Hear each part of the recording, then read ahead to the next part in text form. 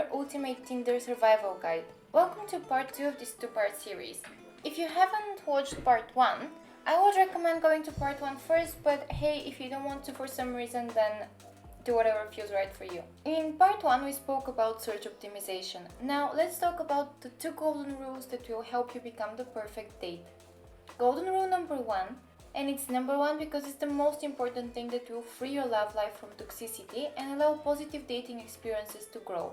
That is, drop the dead weight.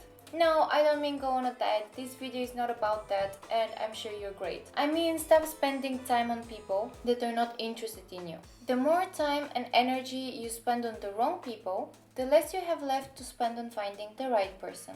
I will tell you what signs to look for that he or she just isn't that into you. Golden rule number 2. Make sure you're not the messy one.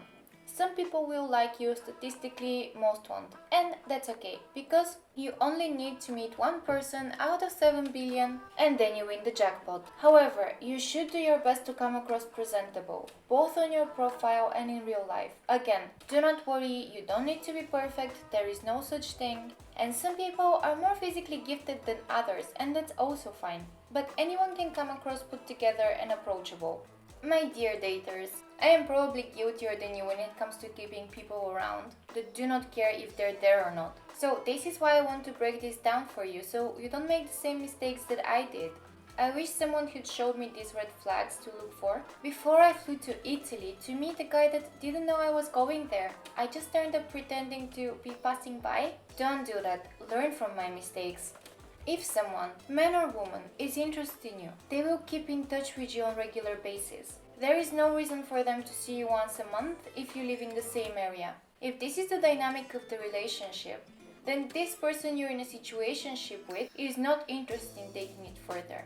If the Italian guy liked me, he could have flown to my country, as well as made an initiative to meet somewhere. Think of how you act when you like someone. You will carve the time out. Keep a daily channel of communication. Just remember, the other person can do the same as you. And if they're not doing it, then the reason is that they don't want to. Tinder is a breeding ground for situationships, and you need to see the signs early and stay clear of them. You should be fully single when dating. Stop going back and forth into situationships that have been dragging on for months or sometimes years without any progress or hope of progress. If your heart isn't open because it is twisted over someone else who is not interested, you're not dating to meet people. You're dating to pass the time until the person you're chasing decides to pay attention to you. You will soon see that when you give your dates who are interested in you a chance, they can be just as funny and intriguing as the person you're pining over. So now that you have weeded out the toxic people in your life, let's focus on setting up your new dating profile. Use at least 2 to 3 pictures. If you decide to use 2 pictures only, use a face photo and a full body photo. I would suggest that the face photo is not just a close-up of your face. So this picture is great because you can see my whole face, I'm smiling, and you can see the environment around me. It is best if the full body photo is taken by someone else and not a mirror selfie. Nothing wrong with mirror selfies, if you ask me, I really like them. However, they seem to be generally shown by society, and you're presenting yourself to the dating society. In general, post pictures that you would feel comfortable with your friends seeing. If you do not feel comfortable with people seeing more risque photos of you or you doing a duck face, then don't post this type of photos. Post normal everyday pictures.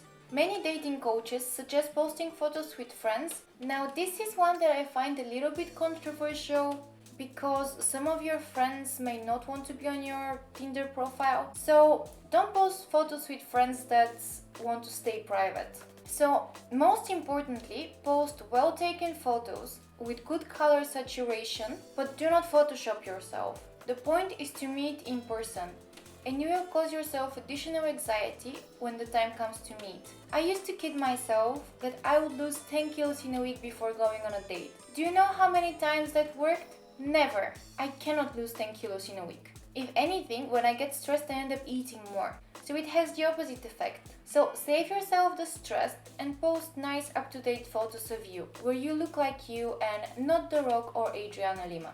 Your bio should be ideally 2 to 3 sentences. Don't try to be funny with it or overly controversial. Post a couple of sentences about your hobbies and interests.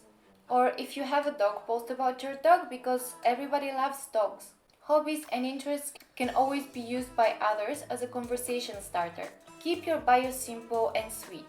If your bio was a dog, it should be a golden retriever, simple, sweet, and inoffensive. If you're edgy, great. Allow the right person to discover that side of you later on. There is no need to overshare on a dating app. Oh, and if you're a guy, please do not ever post this.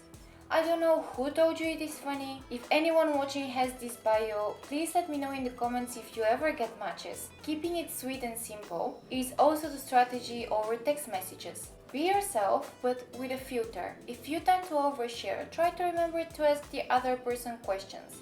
Things you're genuinely interested in knowing about the person. Try to ask follow-up questions. Most people on Tinder have several conversations going on at once, and don't bore yourself. Try to learn new things from each person you're talking to. If you tend to not share enough about yourself, make a list of things you do throughout the day. If the person you're chatting to asks you a question, don't answer it with one word. This may seem simple enough, but we tend to forget it over Tinder. So, what happens when it's time to meet? Where do you even start? On a serious note, your safety is the most important thing. Go on your first date to a public place. You may think you know the person, like the back of your hand after a few days of chatting, but the reality is you do not. I know many of us girls like to be picked up for a first date. Don't do that. Keep your address private. Maybe there is a slim chance of that person being dangerous, but the chances of running into an annoying person are much higher.